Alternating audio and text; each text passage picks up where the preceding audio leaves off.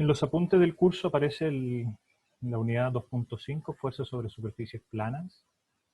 El objetivo de este estudio es que ustedes puedan calcular las fuerzas a las cuales está sometida una superficie cuando está sumergida.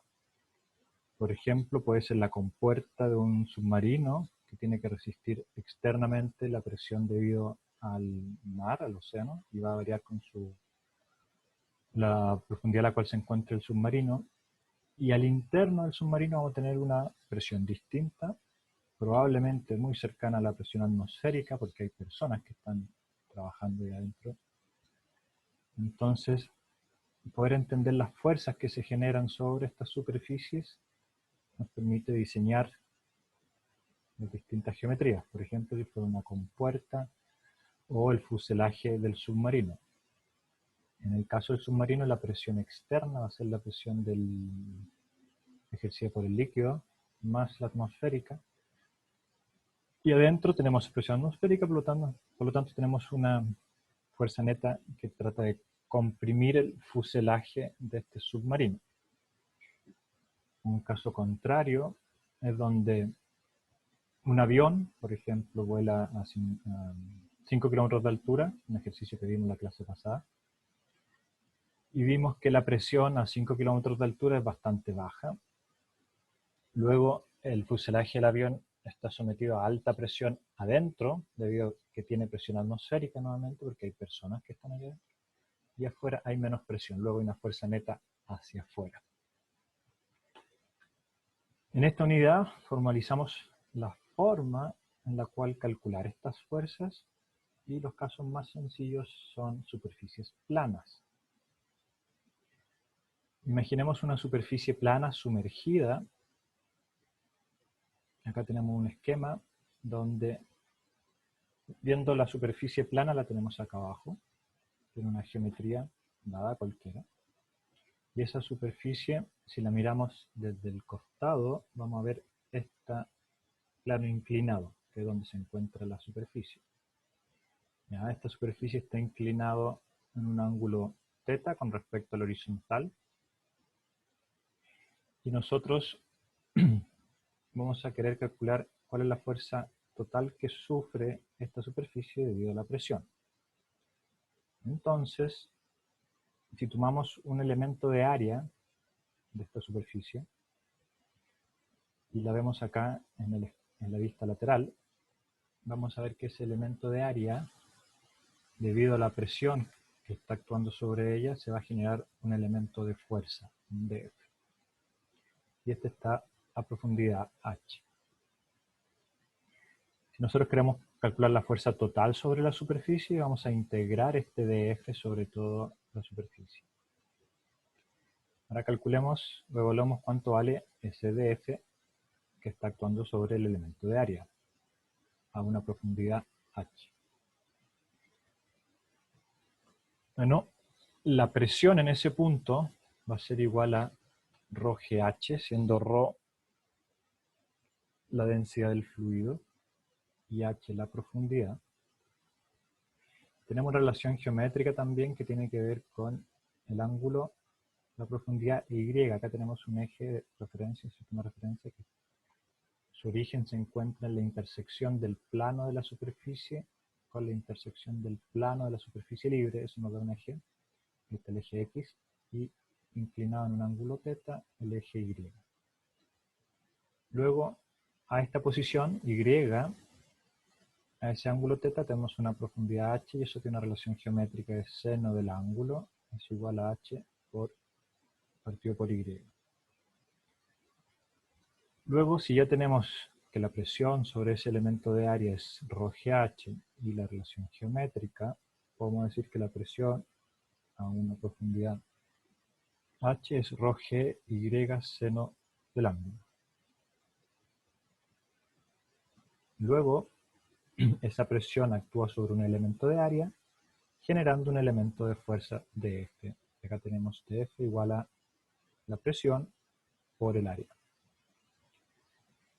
En este momento podemos integrar ese dF sobre toda el área y vamos a encontrar la fuerza total, que es una fuerza distribuida ¿ya? Pero la magnitud total es esta F integrada sobre todo el área.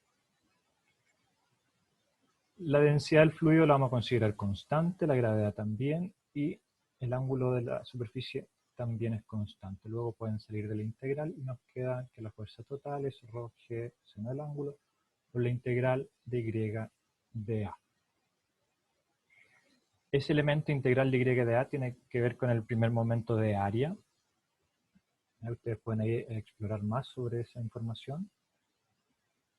Y luego se reemplaza, aquí está la posición del centroide de una geometría es igual a la integral de y por dA dividido por el área total. Esa es una definición. Esa es la posición del centroide. Entonces, como nosotros tenemos esa integral y de a, vamos a poder reemplazar acá, despejar eso, y nos va a quedar que integral y de a es la posición del centroide multiplicado por el área. Y es lo que aparece en esta siguiente ecuación.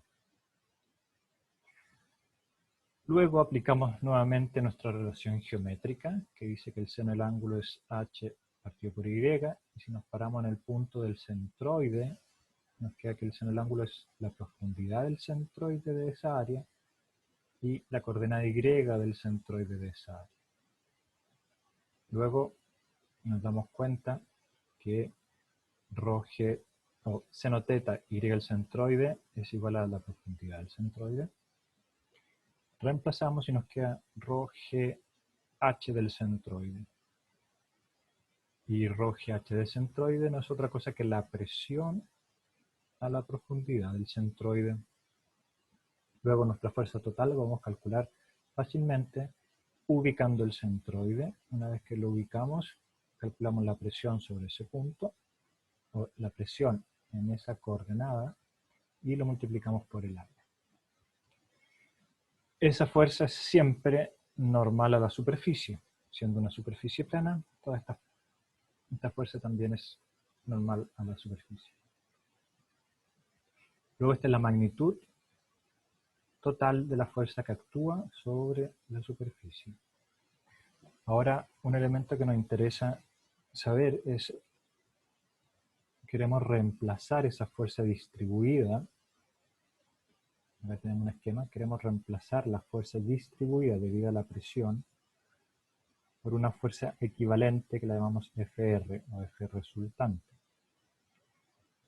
Para que esta fuerza resultante puntual, ubicada en la posición IR, sea equivalente a la fuerza distribuida, ambas tienen que generar el mismo momento sobre la superficie con respecto a este eje.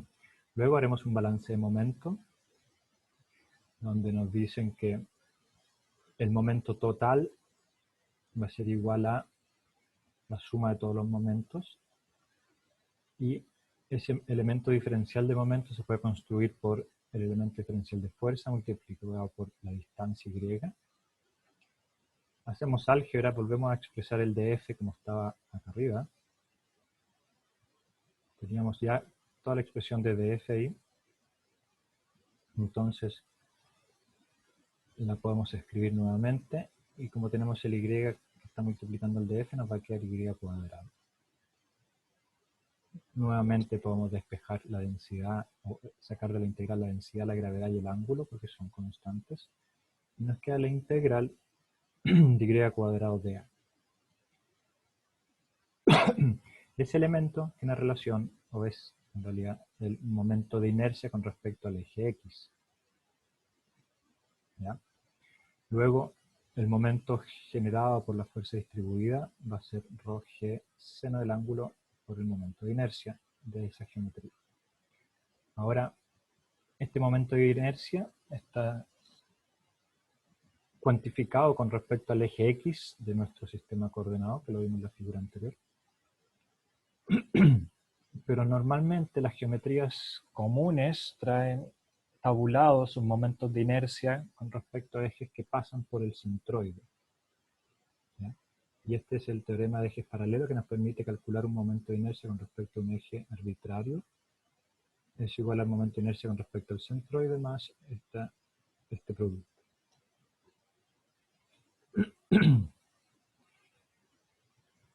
Las figuras más comunes de momento de inercia están tabuladas: rectángulos, círculos, triángulos.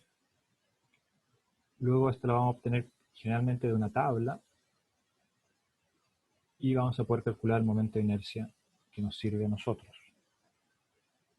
Ahora tenemos que reemplazar este momento de inercia acá en la ecuación del momento.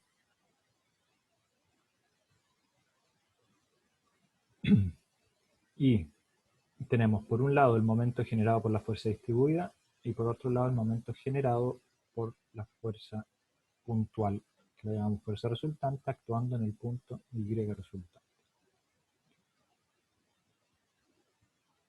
Expandimos ese término de momento, que ya lo calculamos algunas líneas atrás. FR lo conocemos, tiene un valor conocido. Ahí está el IR. Y finalmente lo que queremos despejar es este IR. Y con ese IR despejado nos dice que la posición donde actúa la fuerza resultante es la posición del centroide más algo. ¿Ya? Por lo tanto, aquí ustedes pueden darse cuenta que siempre la fuerza resultante actuaría un poco más abajo, más en la profundidad, que el centroide.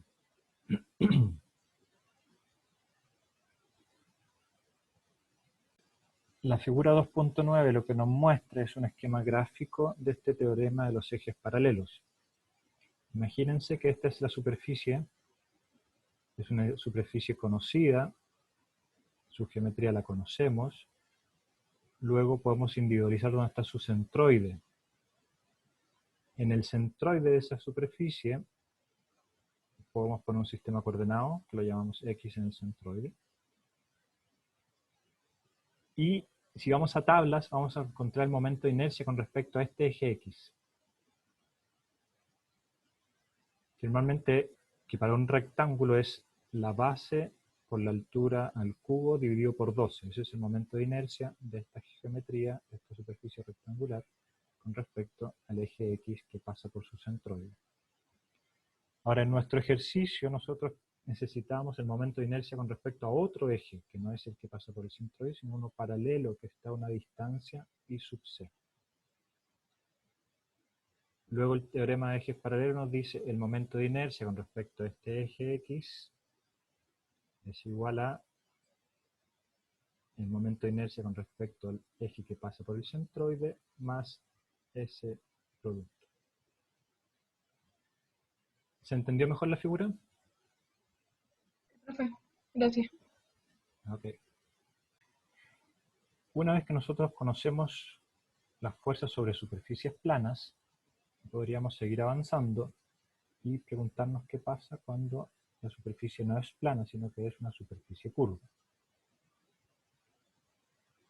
Para esto déjenme ir a otros apuntes que desarrollamos ya clases atrás.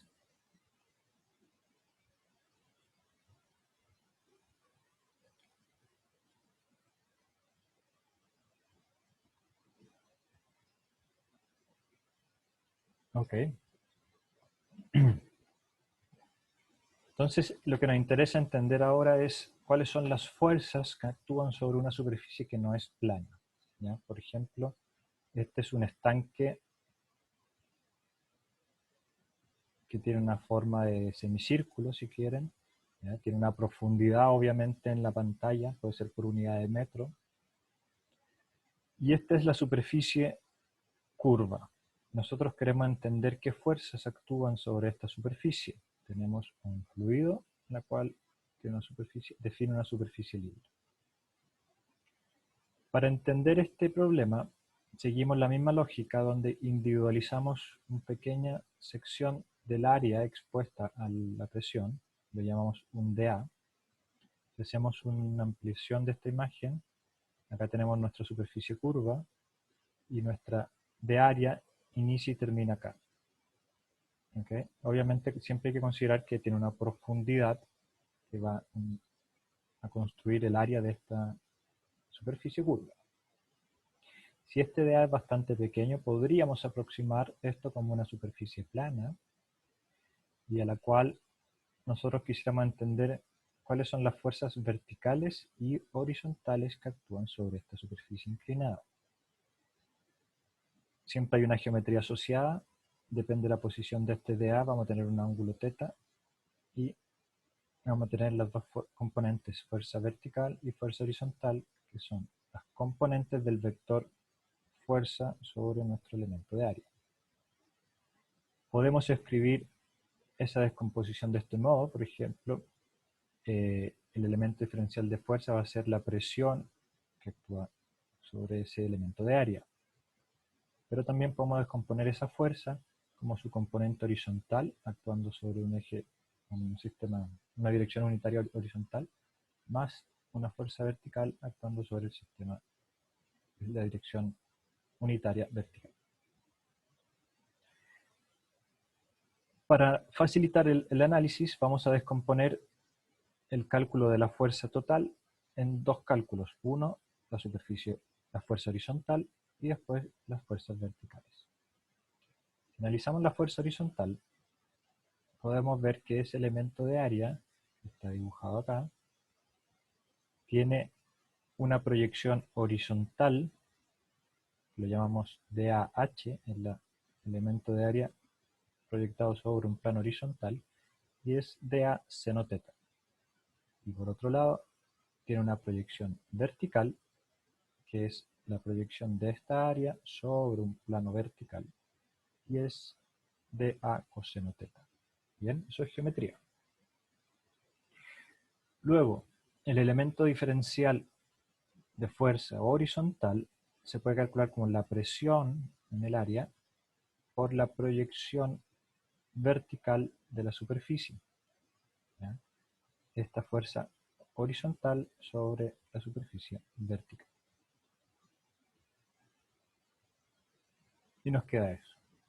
Luego ahora nosotros podemos integrar y calcular la fuerza total horizontal que actúa sobre la superficie como la integral de este elemento, integral de P de A.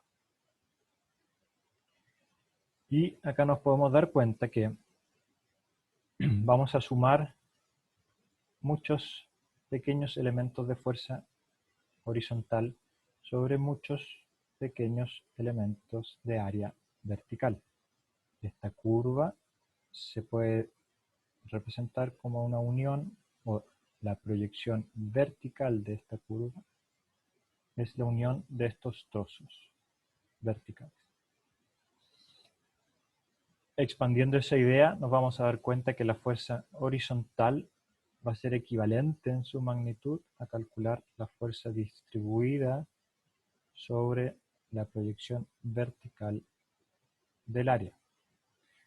Entonces, cuando nosotros tenemos un problema de fuerza sobre superficies curvas, proyectamos o encontramos la proyección vertical de esa área, que es curva, encontramos solo la componente vertical de ella, y sobre esa superficie vertical podemos calcular ahora la fuerza horizontal.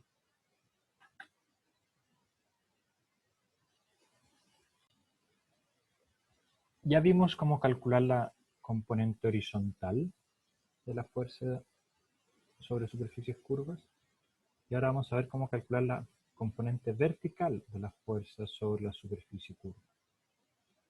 El análisis es muy parecido, donde tomamos un elemento de área sobre la superficie curva y nos damos cuenta que está actuando una fuerza vertical y una fuerza horizontal sobre las proyecciones horizontales y proyecciones verticales de esa área. Luego, para la fuerza vertical podemos calcular que el elemento de fuerza vertical va a ser igual a la presión por la proyección horizontal que vimos anteriormente. Entonces, la fuerza vertical actuando sobre la proyección de la superficie sobre un plano horizontal. Ahora podemos expandir el valor de la presión, ρgh, siendo h la profundidad a la cual se encuentra ese elemento de área. Y si se fijan, h por el elemento de área nos va a dar un elemento de volumen, que es esta columna de fluido sobre nuestro elemento de área.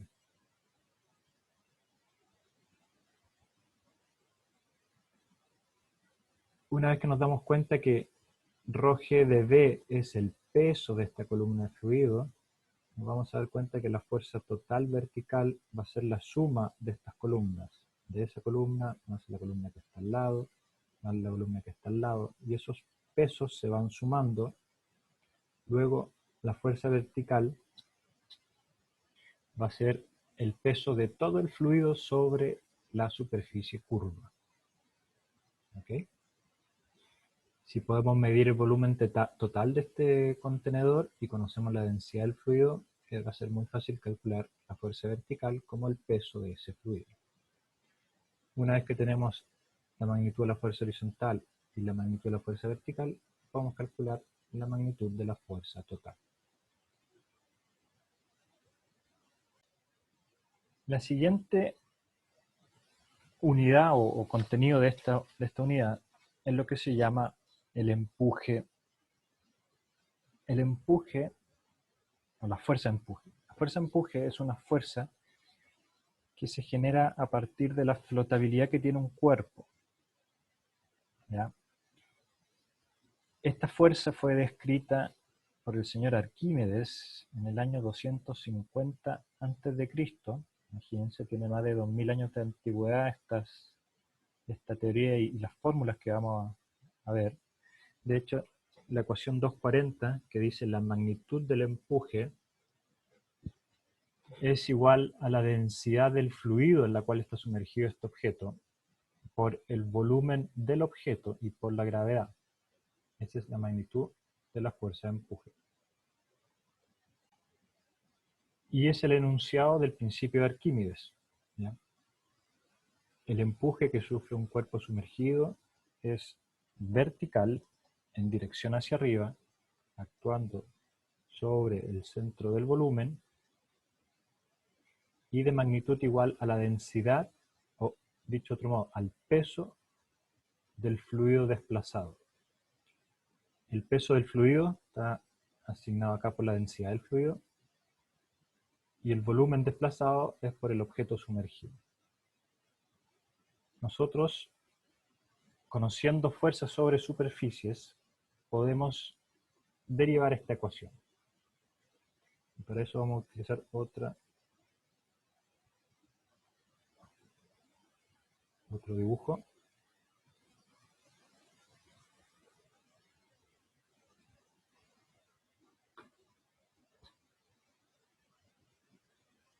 ¿Pueden ver esta imagen? Empuje y principio de Arquímedes. Sí. Ok. Entonces, el concepto es, tenemos una superficie libre. Bajo ella tenemos un fluido de densidad ρf. Tenemos un objeto sumergido, el cual tiene una densidad distinta a la del fluido. Por ejemplo, ρ del objeto, ρ del objeto. Sobre este cuerpo sumergido, no es una superficie, es un volumen, actúa un empuje hacia arriba, vertical hacia arriba, y actúa el peso, vertical hacia abajo. La magnitud del empuje es densidad de fluido, volumen desplazado, gravedad. Y eso equivale al peso del fluido, es el peso del volumen desplazado del fluido. Es todo este volumen por la densidad del fluido por la gravedad. Esa es la magnitud del empuje. Por otro lado, la magnitud del peso es la masa del objeto sumergido por la gravedad. Estas dos fuerzas son las que permiten definir la estabilidad de flotación de un objeto. Por ejemplo, si el empuje y el peso son idénticos, se habla de flotabilidad neutra. Ese cuerpo no se va a desplazar hacia arriba ni hacia abajo, está en un equilibrio de fuerzas, luego se mantiene a una altura constante. Yo podría desplazarlo, y si la densidad del fluido no cambia, podría ponerlo en distintas posiciones y estas dos fuerzas van a seguir siendo iguales. Generalmente eso no sucede porque el objeto sumergido se deforma debido a la presión. Entonces, si yo lo desplazo hacia abajo, la presión va a aumentar y va a comprimir el objeto sumergido. Si el objeto sumergido fuera totalmente rígido e indeformable, yo podría, una vez que encuentro su equilibrio entre empuje y peso, yo podría desplazarlo hacia arriba y hacia abajo y mantendría un equilibrio. Por otro lado, si el empuje, esta fuerza vertical hacia arriba, es mayor que el peso, el objeto va a tender a subir. Va a seguir subiendo. Mientras esté completamente sumergido, van a seguir siendo distintas estas fuerzas. Para lograr el nuevo equilibrio, este objeto va a tener que estar parcialmente sumergido. Parte de él va a tener que salir sobre la superficie libre para disminuir el volumen desplazado y finalmente disminuir el empuje e igualar estas dos fuerzas. El otro caso es donde el empuje es mucho menor o es menor al peso. Por ejemplo, dejar una moneda en un vaso con agua. El peso de la moneda es mayor al empuje sufrido sobre esta moneda. Luego el objeto baja, baja, baja y va a encontrar un punto de equilibrio probablemente apoyado en el fondo del contenedor del fluido. Veamos esto ahora en ecuaciones. Nosotros tenemos nuestra superficie libre, nuestro fluido donde vamos a sumergir un objeto que tiene densidad O. Si tomamos un cilindro, analizamos solo una parte de este objeto sumergido con forma de cilindro, porque es muy claro esta forma de verlo, podemos ver que tenemos una cara expuesta arriba, que va a estar sujeto a una fuerza normal a la superficie, que la llamaremos fuerza superior, y tenemos una cara del cilindro abajo, donde vamos a tener una fuerza normal a la superficie, que llamaremos elemento de fuerza inferior. Ahora, si nosotros conocemos la presión en el punto inferior, y la definimos como P sub 0, y este cilindro tiene una altura de h, arriba vamos a tener una presión P sub 0 menos ρ del fluido G por h, hidrostática. Se fijan que la presión en la cara superior es menor a la presión en la cara inferior. En la cara superior tenemos esa presión que multiplicada por el elemento de área nos va a dar una fuerza superior. Y en la cara inferior tenemos esa presión por el elemento de área nos va a dar esa fuerza. Y P0 es la presión de referencia, que acá consideramos la que está en la cara inferior. Ahora, la diferencia neta de fuerzas en esta columna va a ser diferencia de fuerzas inferior menos diferencia de fuerzas superior. Una vez que reemplazo con los valores de presión, vamos a tener esta expresión. Acá está la fuerza inferior menos la fuerza superior. Vamos a ver que se cancelan los términos P0 de A menos P0 de A. Y nos va a quedar que la fuerza neta tiene que ver con la densidad del fluido, la gravedad, la altura y dA. Y ese h de A es nuevamente un elemento de volumen. Luego la fuerza neta que sufre este cilindro debido a la presión sobre la cara inferior y la presión sobre la cara superior se calcula como la densidad del fluido por la gravedad por ese elemento de volumen. Si queremos calcular el empuje total, vamos a integrar este elemento de fuerza sobre todo el volumen. La densidad del fluido es constante, la gravedad es constante y finalmente tenemos que integrar sobre el volumen completo el elemento de volumen, y eso es nada más, nada menos que el volumen del objeto sumergido. Luego el empuje total es la densidad del fluido, el volumen desplazado y la gravedad, lo que es el peso del fluido desplazado.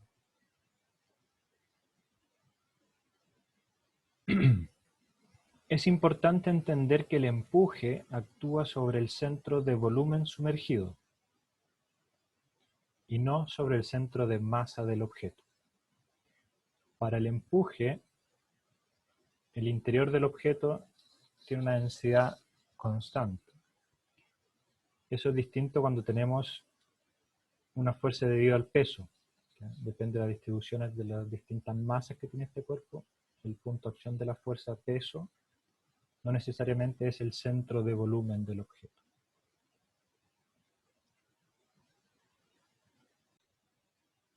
Para efectos de cálculo del empuje, nosotros tenemos siempre que considerar cuál es el volumen desplazado. Acá aparece como volumen del objeto sumergido, porque el análisis lo hacemos sobre un objeto totalmente sumergido.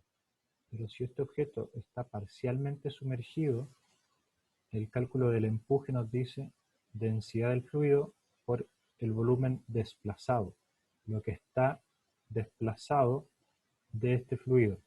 Si el objeto está parcialmente sumergido, parte de él que está afuera no va a haber desplazado ningún fluido.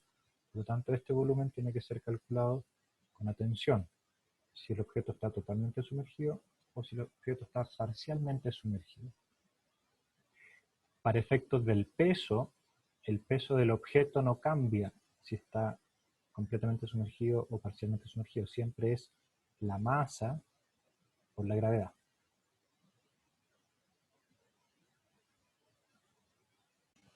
El concepto de empuje lo acabamos de ver, ¿ya?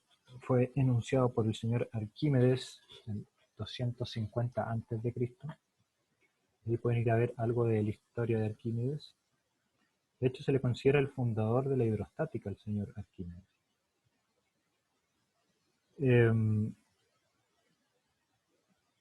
Aquí está el mismo análisis que acabamos de ver y la relación entre peso y flotabilidad, perdón, peso y empuje nos da el concepto de flotabilidad. Neutra, si está en un equilibrio, lo cual puede ser con un objeto parcialmente sumergido. Él también está en flotabilidad neutra.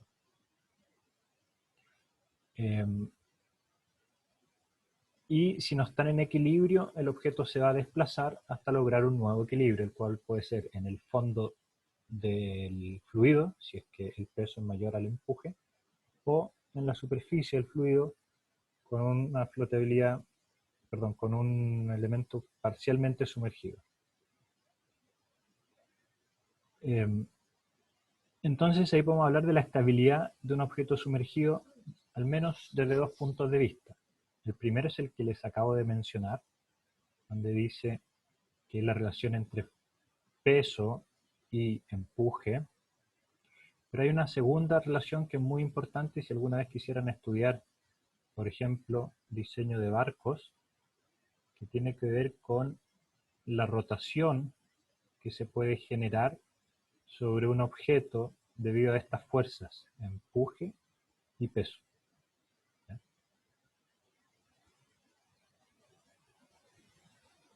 Si es que el objeto sumergido, déjenme dibujarles algo. Cuando nosotros tenemos una condición de equilibrio, podemos hablar de equilibrio estable e equilibrio inestable. Por ejemplo, un ejemplo clásico es, tenemos un valle y en ese valle nosotros dejamos una esfera. Imaginemos que este valle es muy suave, muy redondo, y dejamos una esfera apoyada en el fondo del valle. Ahora, si yo aplico una fuerza desestabilizadora, por ejemplo, alguien llegó y aplicó una fuerza lateral y la sacó esta esfera a otra posición, ¿qué va a pasar una vez que yo remueva la fuerza desestabilizadora? Va a volver a la normalidad, ¿no? Digamos, va a volver a su antiguo punto de equilibrio. el concepto de normalidad más amplio, pero digamos que esta esfera que estaba en equilibrio, yo la desplazo aplicando una fuerza, remuevo la fuerza y la esfera cae nuevamente a su punto de equilibrio. A esto se le llama un equilibrio estable.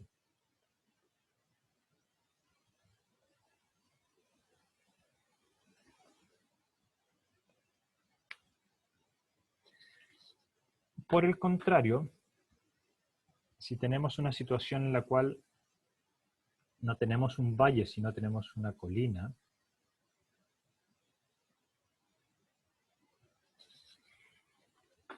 y en la cima de esa colina nosotros colocamos con mucho cuidado y mucha atención una esfera y se encuentra ella en equilibrio, ¿qué pasa si llegamos con una fuerza desestabilizadora y la desplazamos, por ejemplo, a este punto? ¿Qué le va a pasar una vez que sacamos esta fuerza? Va a caer. Va a caer, va a viajar, se va a ir a otro punto de equilibrio, que es distinto del original. ¿Ya? A esta forma de equilibrio se le llama inestable, porque efectivamente, originalmente está en equilibrio, finalmente está en equilibrio, pero es un nuevo equilibrio. Entonces esto se llama equilibrio inestable.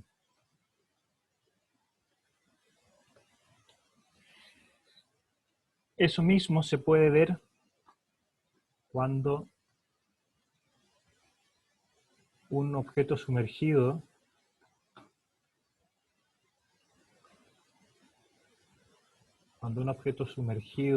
se desplaza de su equilibrio. Quiero mostrarles un video.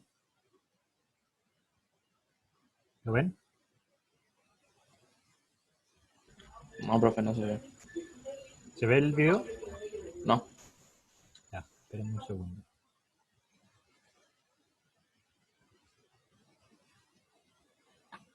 Ahí.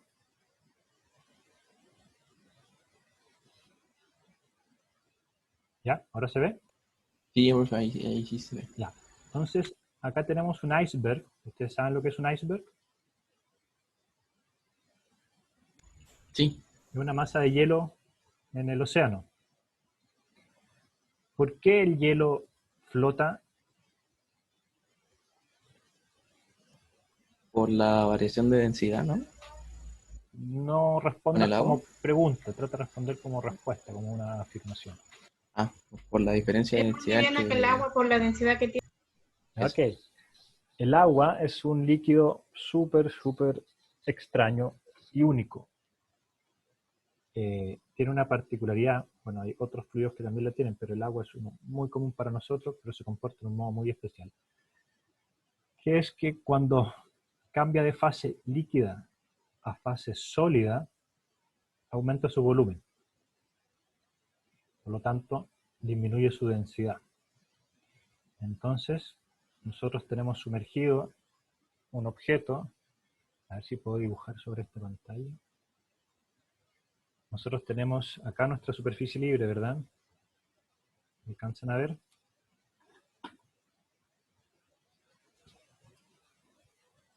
Ahí tenemos nuestra superficie libre.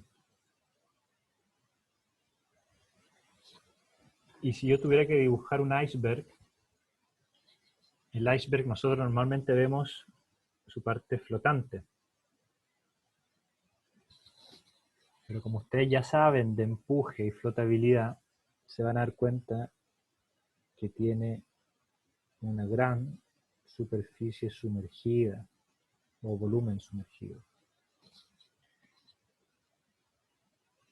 Porque la densidad de este elemento es ligeramente inferior a la del agua, pero no es 5 veces inferior, es ligeramente inferior. Luego solo una pequeña parte es la que queda arriba y todo el resto está abajo. Imagínense que en algún minuto se remueve parte de este objeto, desaparece porque se derritió, porque lo golpearon, porque Algo le pasó. Ahí no quedó objeto. Al cambiar el objeto, debido a que algo se puede haber derretido, por ejemplo, se produce un nuevo sistema de empuje y peso. Y estas dos fuerzas pueden generar un par de rotación. Por ejemplo, si el objeto se deformó de ese modo, el empuje puede estar acá y el peso acá. Y acá hay una distancia lateral. Eso genera un momento de rotación. Y eso le sucede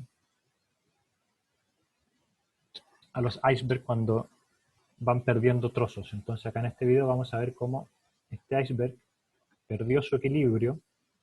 Y fíjense esa línea que originalmente fue horizontal, cómo está rotando todo el objeto. Estaba en un equilibrio que se transformó en inestable y simplemente se fue a encontrar otro equilibrio estable.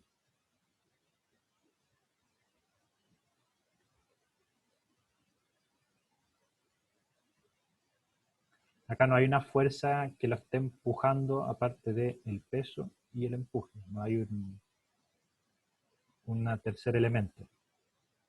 Simplemente la forma del iceberg cambió, luego cambió su peso y cambió su empuje.